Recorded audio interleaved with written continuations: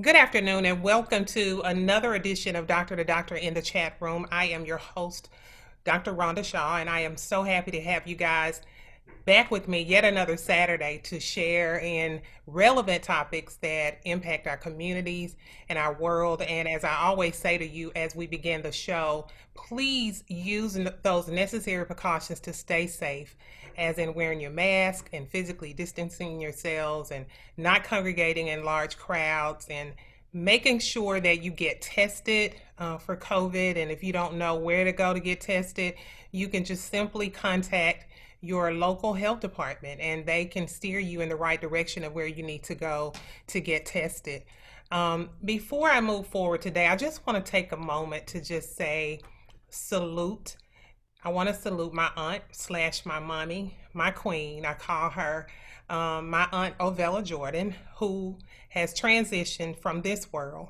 And I just want to say that you meant everything to me and to my life. And I thank you for all of the talks. I thank you for the advice.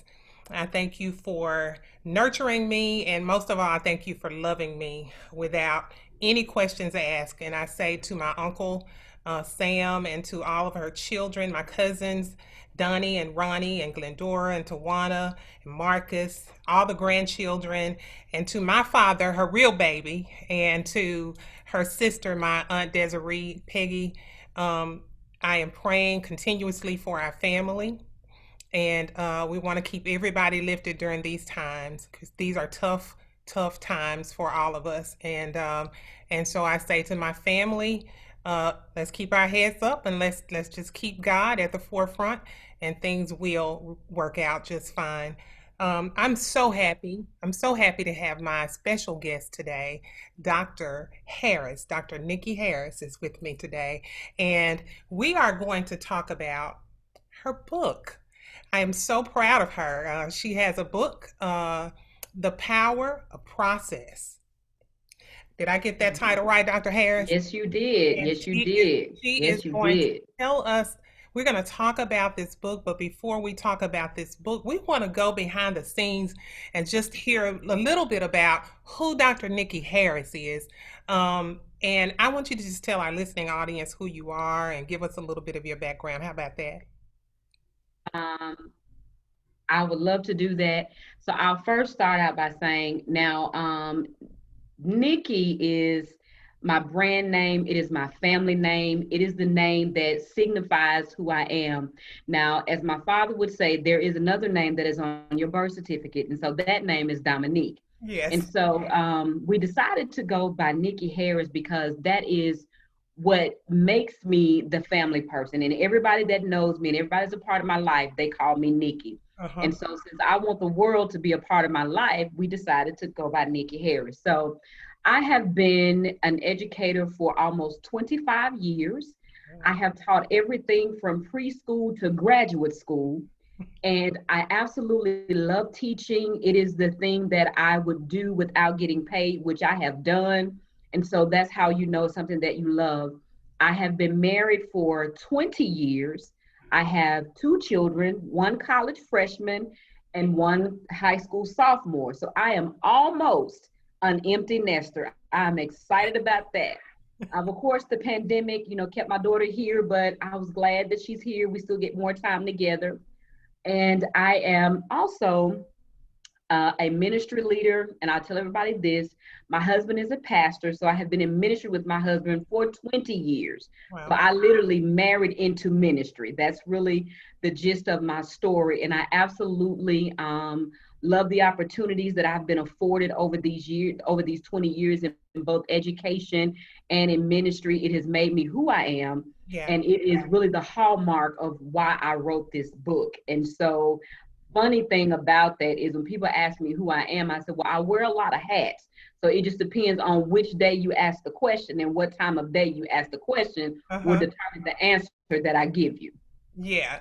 So you just kind of touched on it. Let's talk about the power process and what did inspire you to write this book. Where was it birthed from? To be honest with you, maybe about 10 years ago, I was at the peak of my career. I was literally doing me. I was doing everything about me. And there was this small, still voice that wanted me to take another turn in terms of my career. And honestly, I was not trying to hear that because I was on my way to what I consider the epitome of my career in education. But the truth is, I've watched a lot of people on TV talk about, their journey with God and how God had blessed them to do these amazing things. I've read books and they're all talking about what they have achieved in God. And as I would read, I would be thinking like, something's missing from this story because you go from, where you started and then you skip to where you are. Well, what happened in the middle? Yeah. Because it's the middle that determines whether you get to the end. Mm-hmm. And I was like, Lord, can they just tell me what happened in the middle? Because if we don't see the middle, there is no way we're going to have the faith or the strength to make it to the end result, And so for me, it was about give me the middle because it is the middle where people, give up, they Yeah. quit, they stop, they say, you know what? I don't want to do this anymore. But if we can get past the middle, we can get to the promise. And that's what the power process was about. What happens in the middle and how do I deal with the middle stuff? Mm-hmm. And so I think that was my inspiration in helping people to understand that there is rationale and reason for the middle stuff. And the middle stuff is the hard stuff. It's the junk that make you want to quit. Yeah. And it's kind of what I tell people, it's the crux of the crew of the crawl. So it's the pieces of your life where you're crawling. You have somewhere to go, but you can't quite see where you have to go. Mm. You know that where you are is not where you're supposed to be. And you're trying to figure out, well, what do I do? You feel stuck. Well, the middle is where we are developed for what comes after. Mm. And that's what the process is. It's the process. It is the middle part of everything we're going. And I always tell people this. Sometimes God will show us a grandiose, marvelous vision. And we're excited about giving God a yes. But he has a sense of humor. He don't tell us what happened in the middle. And so if we saw the middle, if you were like me, you would do a Bruce Lee backup. Mm-hmm. Or you would, or as I would say, you would, do the moonwalk out of the will of God. Because if you had to see Yeah. what you had to go through in the middle, you would just moonwalk out. And Mm-hmm. so that was the rhyme or reason for why I wrote The Power of Process. It is to literally throw a life raft to those that are in the middle, trying to make sense of it. And for those that have ever heard of Mary J. Blige, I think she wrote a song a few years ago called In the Thick of It. And Mm-hmm. so really this is where you're in the thick of your life. Things are not going the way you thought, the way you saw it, the way you believed. Well, there's a reason for it. If you can just get through the middle, you can get to the promise. Wow. You mentioned, looking at other people, whether you saw them on TV or whatever, was, and trying to figure out like, all right, I see where they started and I see where they are now, but I don't know about the middle. Was there any particular person though that inspired you the most to write the power process? I would have to say the person that there was only one or two people that I saw describe their middle. One of them was Bishop Jakes. He talked about his middle. He talked about, not having soles on his shoes. He talked about, lights being out. He talked about not having enough to eat. He talked about having to park the car behind the church so nobody could see it.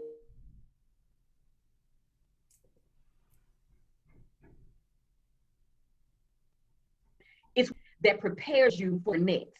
And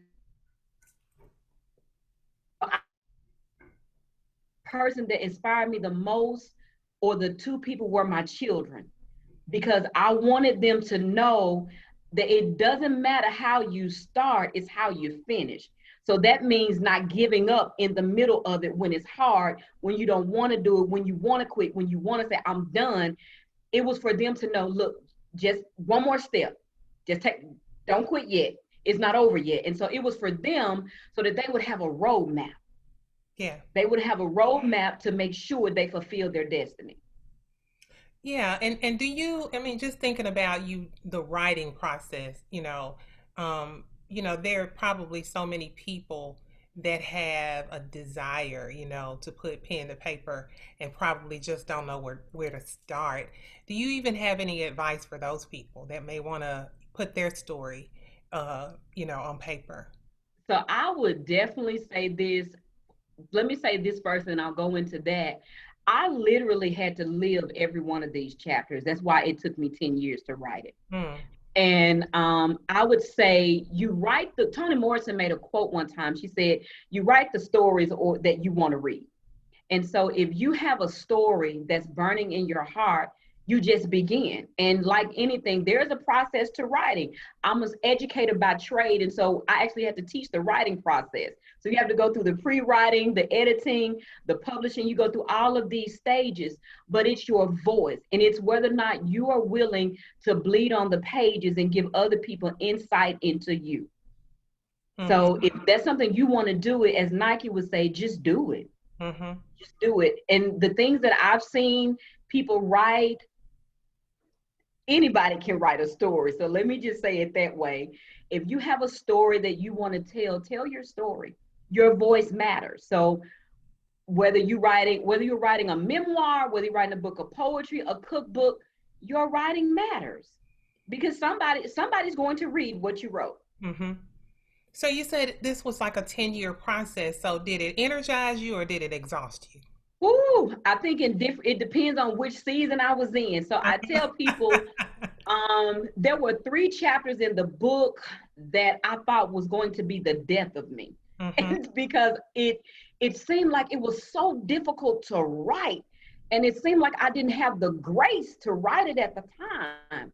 But when I look back, I realized that those chapters were so hard to write because I was in the thick of it at the time. Mm-hmm. And so the hardest chapter for me to write was the chapter that says obedience is mandatory. That was the hardest chapter because it meant that I had to follow the voice of God over what I felt, what I believed, what other people were saying, what they thought I should do, and all of that. That was the hardest chapter to write. It literally took me 7 months to write that chapter. Mm-hmm. 7 months. As an educator, being an educator by trade, and Mhm. I would imagine, you didn't just start writing, or having the gift of writing 10 years ago. What would you tell your younger writing self if you could go back and talk to her? So my younger writing self used to write. When Okay. I was in elementary school, I've always been a lover of books. And my favorite series when I was a kid was Sweet Valley Twins and Sweet Valley High. I Mm-hmm. literally took Sweet Valley Twins in 5th grade and created a production and turned it into a play. Okay. This was in 5th grade. Uh-huh. But my love for writing got lost somewhere and I had to find it again. Now, I wrote for academia because that was part of me pursuing additional training, but the creative writing, I did probably maybe in my sophomore year of college. My love for writing just kind of went away, and I was only really reading books that I had to read to get the grade. So I had to find it again. So I would tell my younger self, never give up on your craft. Mm-hmm. Be true to who you are. I didn't realize that an author was being birthed back then because I used to write poetry and all of that, and it just got lost. And I somehow found it again some 20, 25 years later, but it was gone. It was gone. And it just kind of came back some 25 years later. Mm-hmm. Without going into any details at this point, is the power process, does it encompass all of Dr. Dominique Harris? Is it all of her, uh, you know, sectors of her life? It's a lot of it. I think some of the other details will come later in a sequel maybe, Mm-hmm. but it's a lot of it. It's a lot of detail. Some of the pain that I've walked through, some of the challenges that I've had to live through.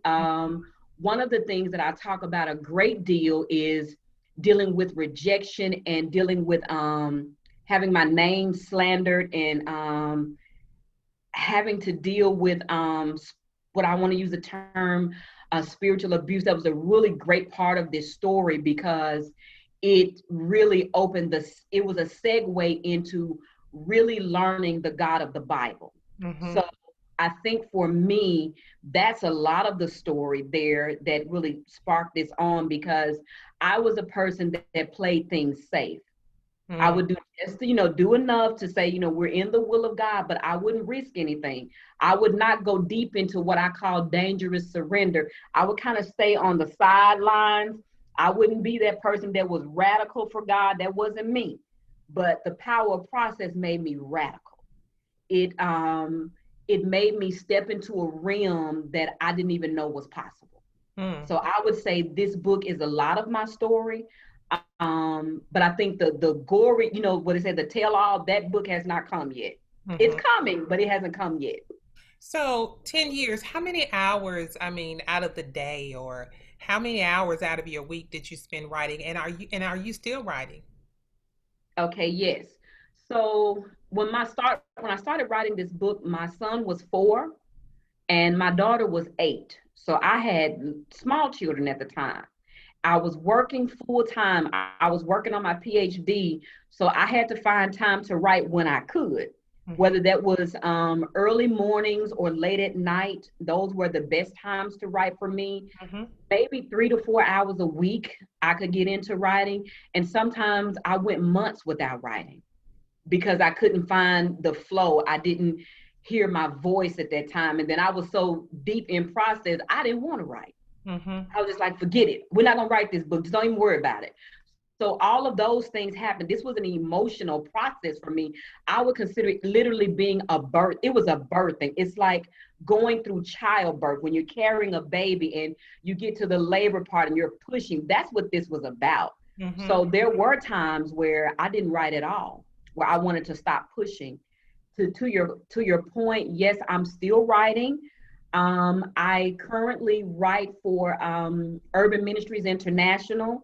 I have written for Christianity Today, and I'm getting ready to take on a project with another major publishing house for an anthology. So I am currently still writing. Mm-hmm.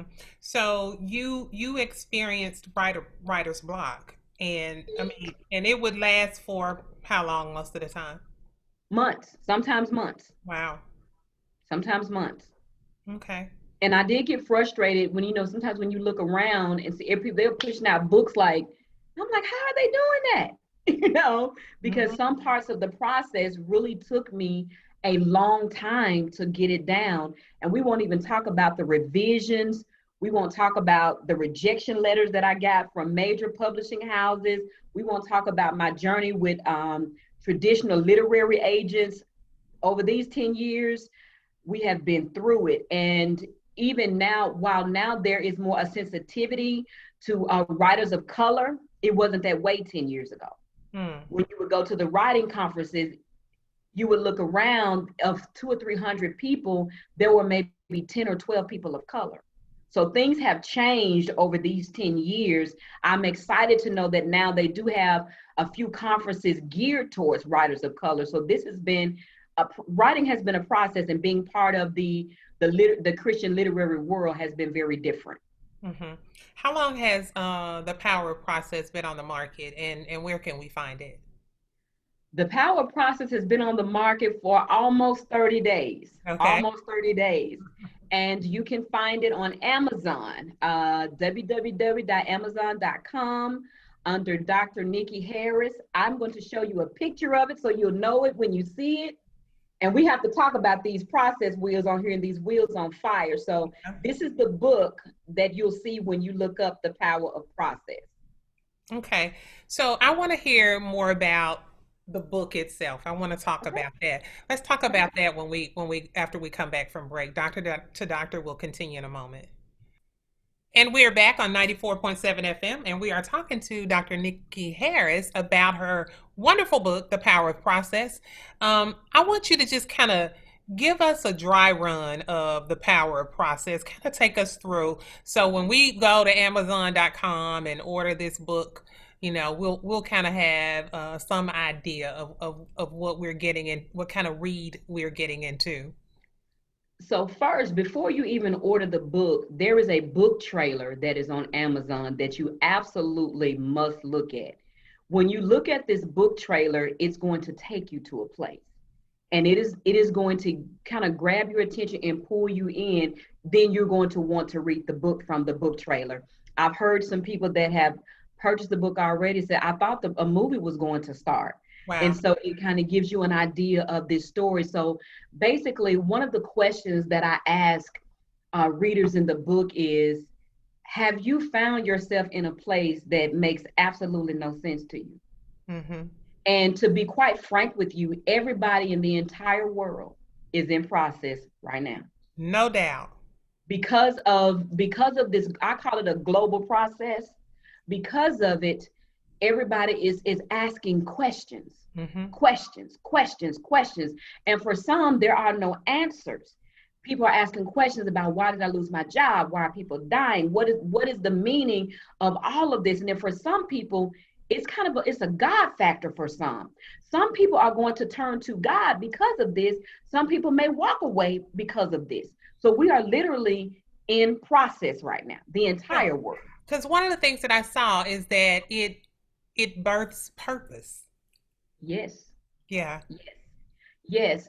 So I want to talk to you all about the cover of this book, because this was really a challenge getting the publishers to get in line with my mind. I laugh now because every time I see something, it's not already there. So somebody has to create what I see. Yeah. So I saw wheels turning and wheels on fire. So the wheels turning are an indication of everything that we go through is connected. Each piece is connected to another piece.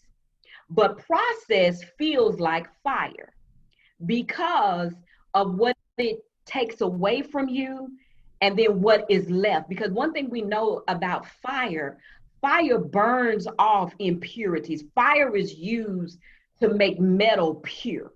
Mm-hmm. And so process is that fire that is used to make you your most authentic self. Because sometimes when we go through things, that is when we learn who we are. And if we don't go through some of those challenges, we won't know who we are. And I've come to learn that going through life challenges has made me better. It's made me wiser. It's made me stronger.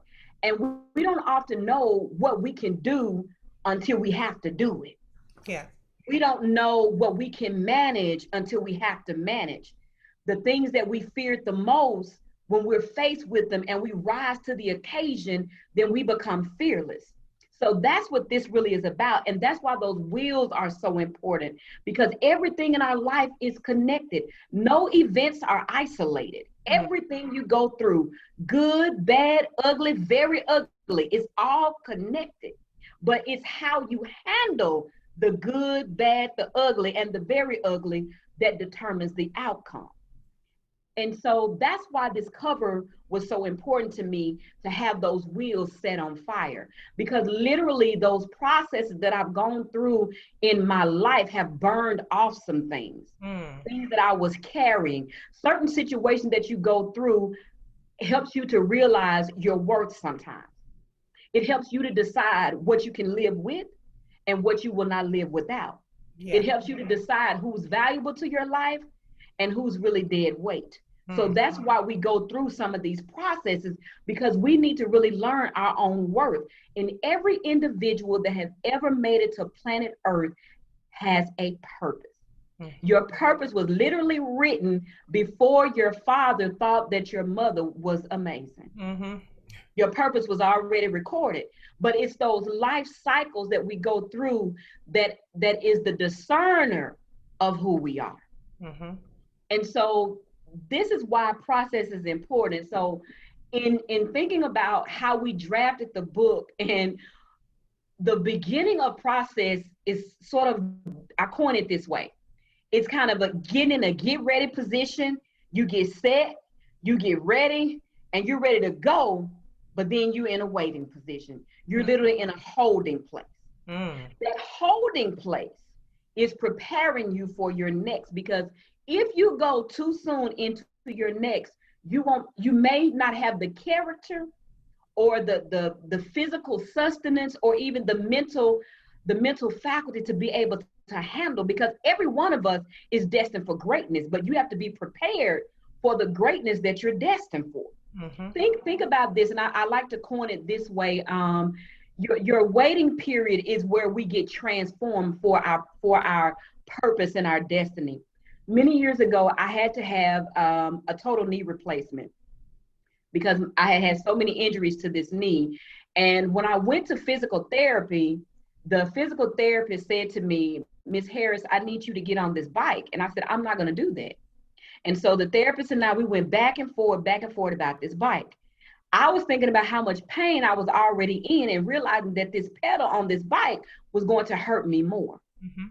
So when I got on the bike and I began to pedal, it was the most excruciating pain. I cannot really describe how bad that hurt. Tears were rolling down my face.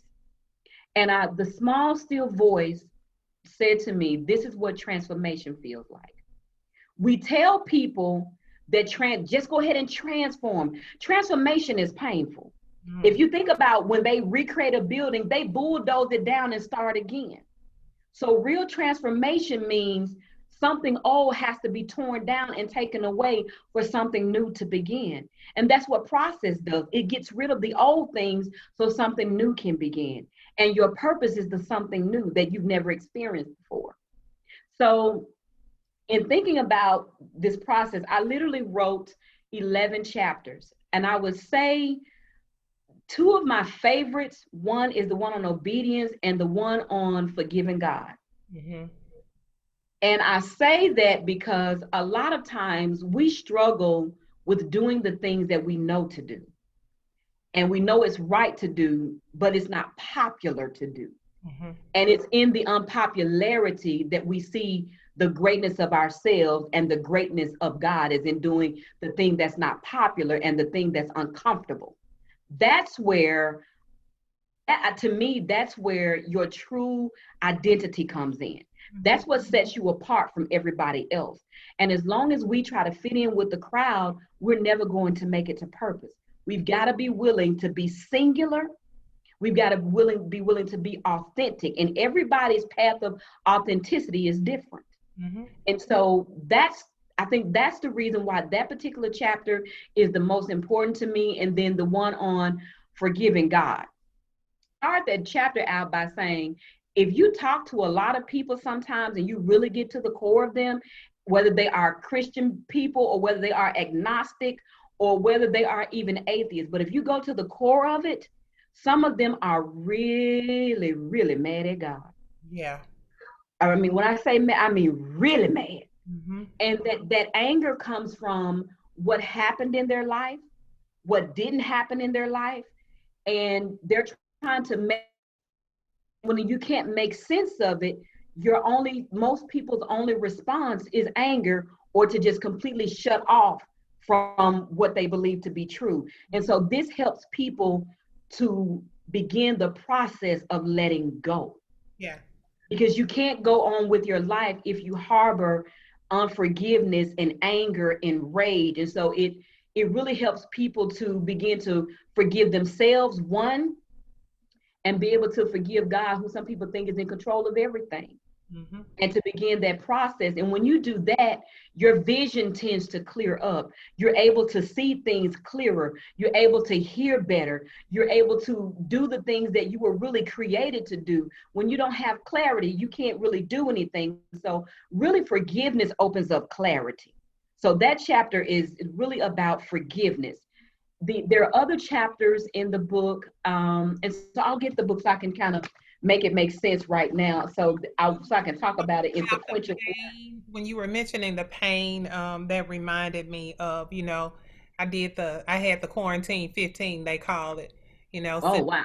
every day, and I decided that I was gonna start back, working out and getting as in shape as I can be in.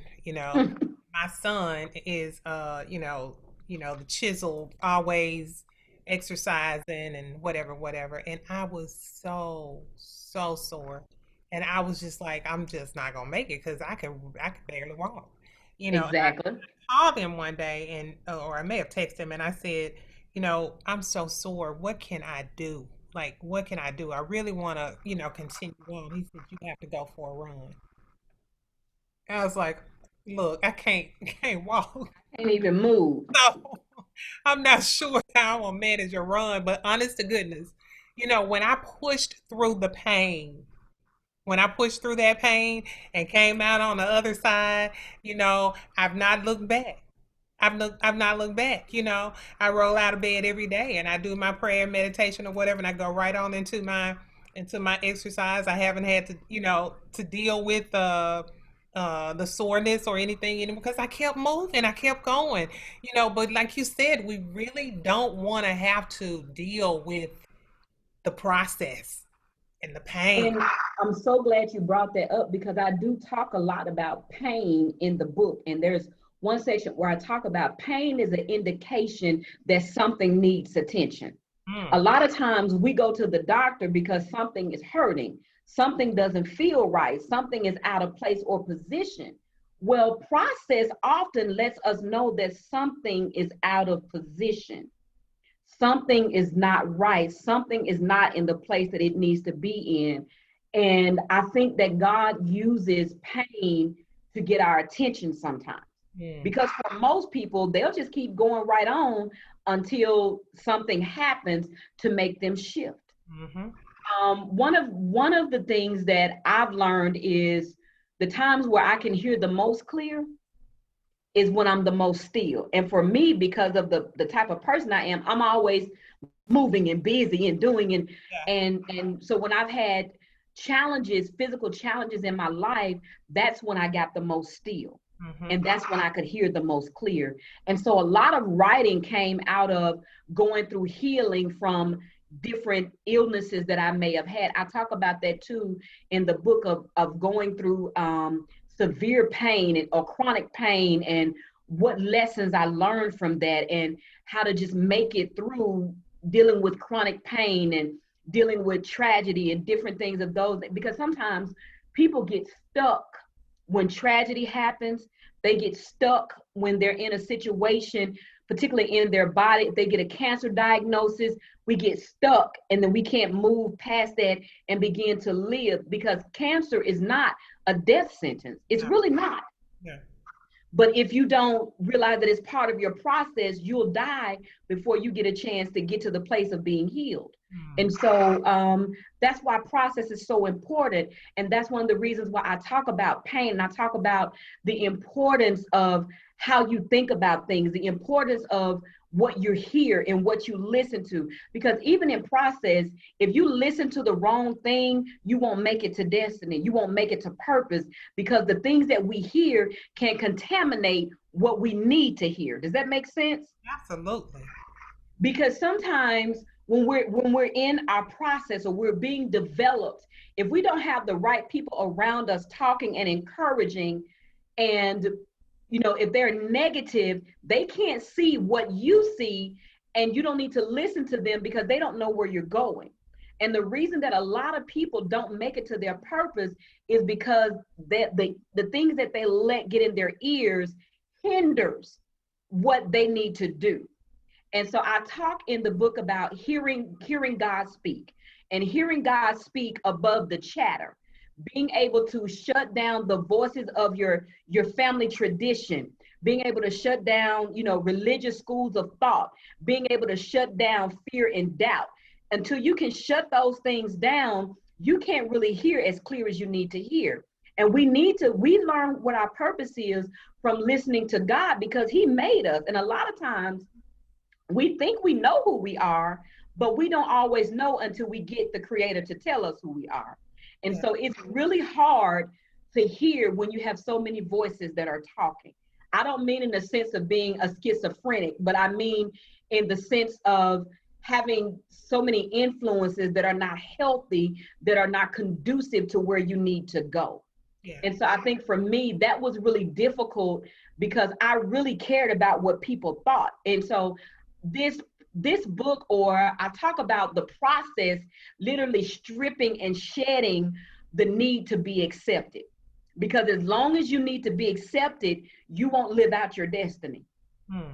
You won't live out the thing that you were created to do because you'll be too worried about what somebody else thinks. Hmm. And so if you think about people that have done amazing things with their life, they had to focus on that target and let that be central to their journey. And there had to be some cutting off, and they had to all of that, some burning off, and all of that stuff that you talked about initially. It has to happen. I mean, it's so true, and it is a difficult process. If you want to be successful in any way, anything that you set out to do, I'm telling you, when you're going through that process of trying to get to where you're trying to get, those things are going to happen, and you just got to be. I remember um, one of my professors when I started my doctoral journey, he said, it was the very first class that I took, and he said, this class is about you. And he said the reason it's about you, and it was really a class that helped you attend to your beings, your physical being, your mental being, your emotional being, your spiritual being, and all that. And he said, and it's because everything that can happen on this journey will. He said that, That's right. he said, and then you're gonna learn some things about people. You're gonna learn that some people, weren't assigned to be with you, long term, and it's gonna be hurtful. Oh my gosh, all of that was just so true, so true. And I love your concept of these things just burning away. So, to your point about separating from people, there is a chapter in the book about set apart. And when you have destiny on your life, you're not going to be able to be connected to everybody. And I think one of the challenges that we all experience is knowing when to end relationships. Not every relationship is lifelong. And I think some people, I laugh about it now, but some people marry people that they were only supposed to be with temporarily. It's And true. so we have to really be able to discern what's good for us.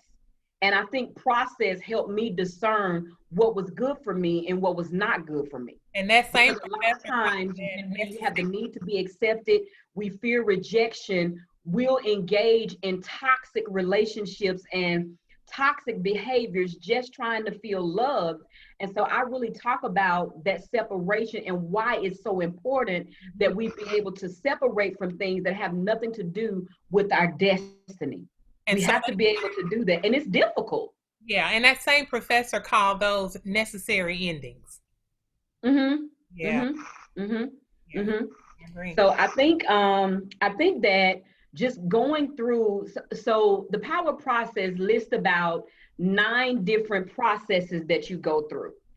The process of hearing, the process of studying things for yourself, not taking everybody's word for things.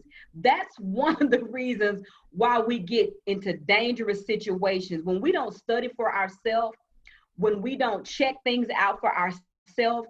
We can literally make some terrible decisions based on someone else's opinion. That's when it comes to relationships.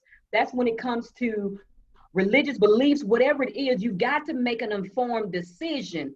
So Mhm, I talk about studying things for yourself. mhm, And until you do that, you won't be able to say, this is what I stand on. These are the principles that I commit to. And mhm. so I commit to things that I've checked out for myself, that I've studied for myself, that I've proven myself is solid and valid. And so that speaks to our identity. It speaks to us being an authentic person. And I keep saying that because most of us in our lifetime, we never really find out who we authentically are, Mm. because we're a combination of so many different people, and we're a combination of our environment, we're a combination of where we grew up, that we don't ever get past those things and really find out, who am I, So who I, am I, I I created want, to be. yeah, I want to hear more. Let's take a break, and Okay. we'll be right back on 94.7 FM with Dr. Nikki Harris talking about the power of process. We'll be right back. And we're back with Dr. Nikki Harris, and we are talking about the power of process, a book that she has written. It's been out for 30 days. You can find that on Amazon.com. And when we left, you were taking us giving us a ride through what the power process is like, and it was getting really good. And I had to cut you off and go to break. And so, guys, we are back. Continue. I talk about there are essentially 9 processes that I say you walk through in on this journey of becoming who you were meant to be. And a lot of times, many people never really find their authentic self because we're a version of who our parents told us, we're a version of what has happened where we grew up. Process helps to burn away all of those other things so that you can be the you that was intended when you were formed in your mother's womb. And that's really what this is about, helping people to make sense of their life's journey. Because sometimes when we're going through things, we can't figure it out. For example, when tragedy hits your life, it's like, what happened here? I don't understand what's happening right now. Why did this happen? We're asking why. And some people just get stuck in that tragedy and they never move past to see the blessing that can come out of it. Because even in every difficult thing, every tragic thing, there is a tomorrow. And so some of us never make it to the tomorrow, and the tomorrow is where the beauty comes in at. So the power of process helps you to make it to tomorrow and look forward to tomorrow so that you can build from what's left over. I often tell people that God is often concerned about what's left. What do you do with what's left? I think about the sphinx, the animal that's the sphinx, and everything burns, and then there's another animal that comes out of the fire. So who you are authentically is who comes out after it's all said and done. That's your most authentic self. It's the person that have endured all of the pain, that survived the divorce, that survived the tragedy of losing a loved one, that survived the job loss, that survived the foreclosure. It's the person that's left over. But it's not just the person that's left over with the unforgiveness and the baggage. It's the person that's left over with the resilience.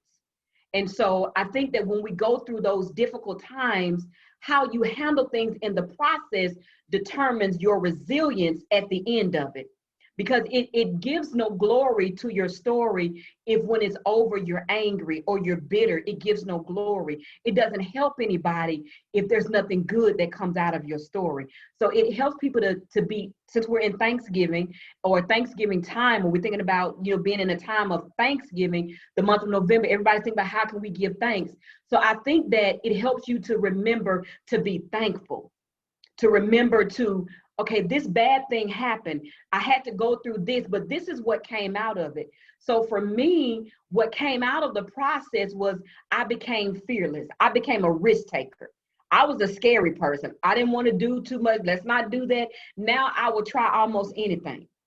I will try almost anything. And one of the things that came out of this is I traveled to the Philippines by myself without my husband. I would have never done that 10 years ago. I just wouldn't have.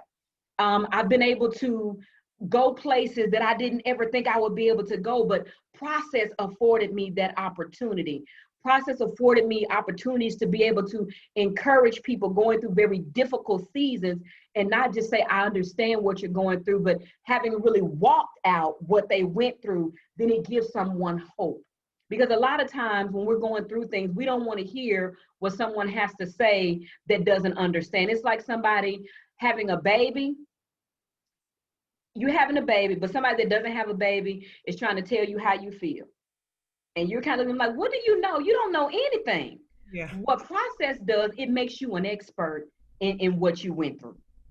It makes you, because you survived. And so I would want readers to know that in the middle of the worst thing that can happen in your life, if you survive it, you become an expert. You become an expert. And I tell people, I also have a PhD in process. Because when you get a PhD in whatever discipline that you're studying, you had to be hazed. You had to go through all of this training and all of these classes. Well, I have a PhD in process that took me 10 years to get that degree. It took me 10 years to dry the tears. It took me 10 years of crawling because there were some seasons in process that I was crawling.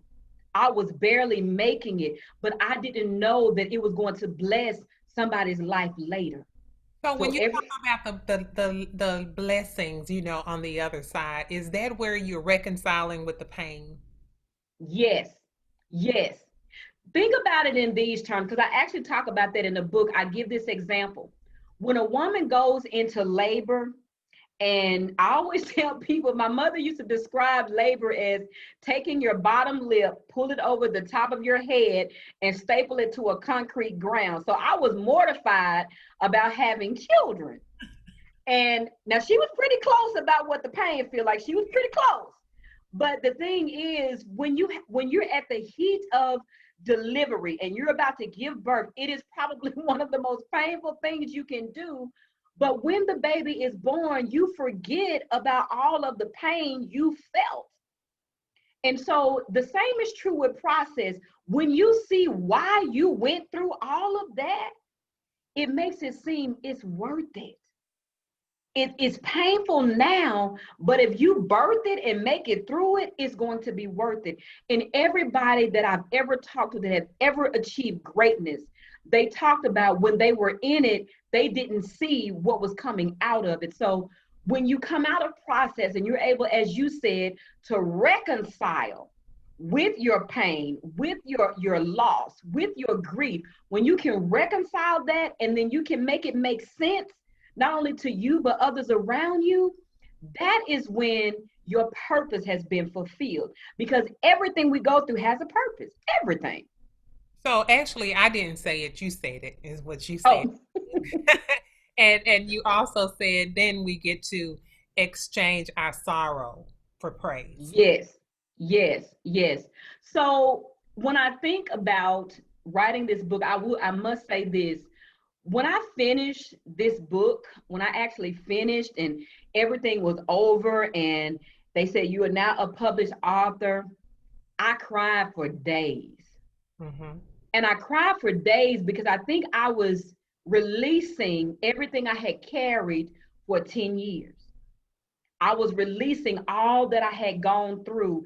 And it was one of the most exhilarating experiences. I was crying tears of joy, but I was also crying for what it took for this to come to fruition.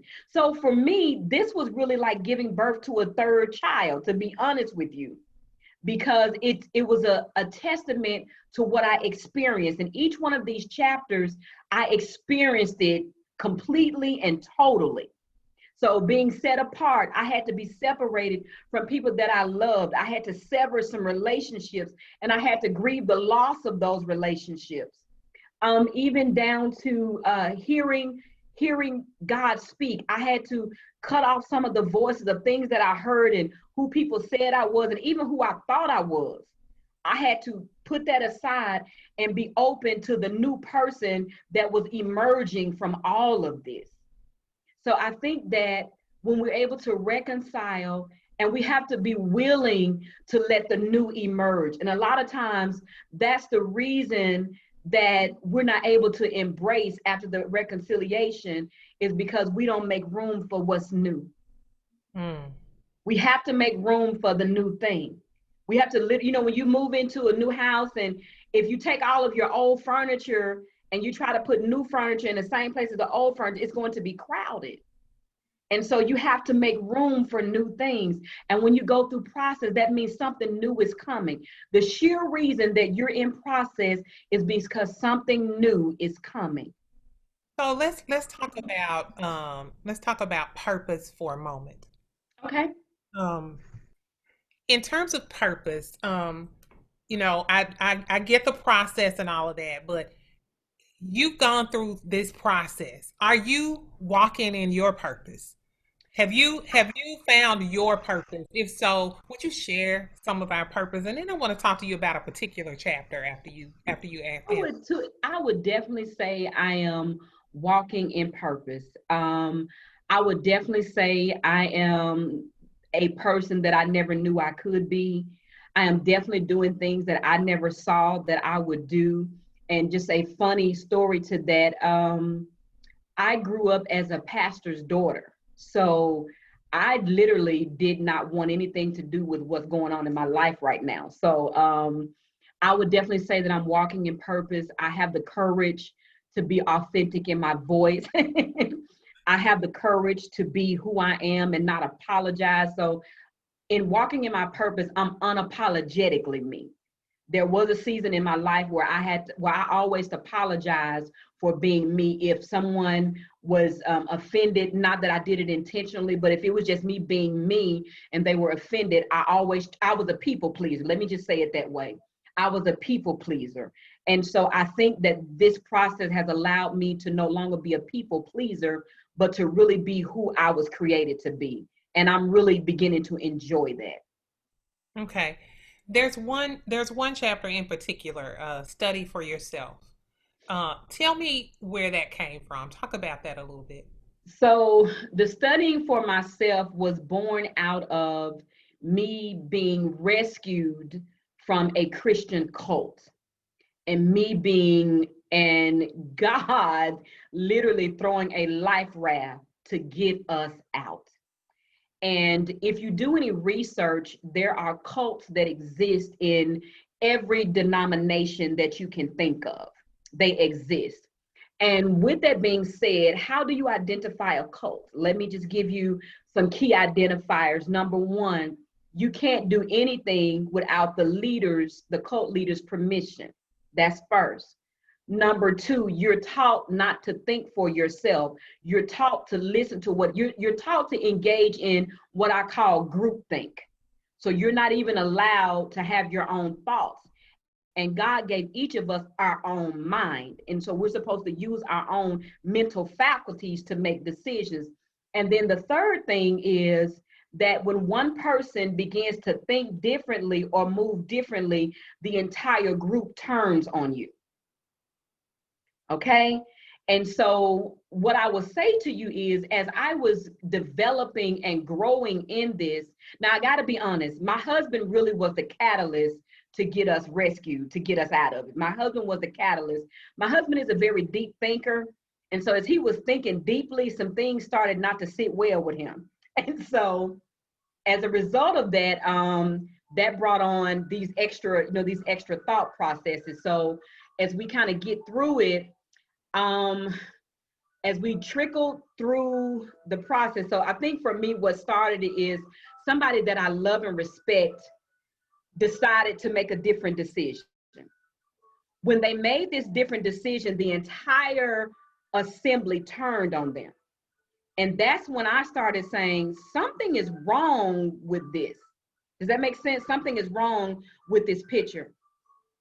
And then as I began to study to try to make sense of what was happening to them, my light bulb came on. And I was thinking to myself, okay, something's wrong with this. Why are we doing this? Like, I don't mean to be candid, but I was thinking to myself, okay, he's not God. Why are we treating him like he's God? Wait a minute. And I was thinking to myself, I'm really too smart to be in something like this. How did this happen to me? And so I remember my husband giving me an article to read. And when I was reading the article, it was like somebody was sitting in my church taking notes, taking notes. And I was thinking, oh, dear God, this is us. What's happening? And so as I began to study and pay attention, I began to make the decision that this is not where I'm supposed to be. This leader was very abusive. He was very controlling. And when we made the decision to leave, our names were scandalized on radio and on television. It was probably one of the most horrific times in my process. It was horrific. And to be honest with you, I didn't think I was going to survive. I didn't think, because what happened to me is that it affected how I saw things. It affected how I responded to different things. I can't even, it's literally like coming out of an abusive relationship. That's the best way I can describe what happened. It's like being beat to death and then your abuser trying to patch up the bruises. That's what it was like. Mm. I lost a lot of sleep during that time. I literally went through depression because of this. And when I began to study the Bible for myself and not take somebody's word for it, that's when my eyes became open, realizing that we were in a cult. After realizing that we were in a cult, we made the decision to leave. Please bear in mind that we still had family that was there. This decision to leave caused a rift in our family. People that we were in relationship with for many years, those relationships were severed. It was almost as if the love just literally turned off. And having to walk through that was very devastating emotionally, but it made sense to who we were as a person. It just made sense. It just made sense. But I'm grateful that we have walked through that and that we've come out of it. Before we move to a close, tell me what you would like for the readers of The Power of Process to gain from reading this book. What knowledge? Could you repeat that question again? What would you like for the readers of The Power of Process to gain from reading this book? I want them to gain a sense of purpose. I want them to learn that whatever they're going through is not by accident, it's not a mistake, and that the reason that they're going through it is to make them better, to make them whole, to help them to identify who they really are beyond what their parents told them, beyond where they grew up, so that they will know that they were created for something greater than where they currently are in their life. They were literally destined for greatness. And everything that has happened in their life is to bring about their most authentic self, and is to bring about the greatness that's already trapped inside.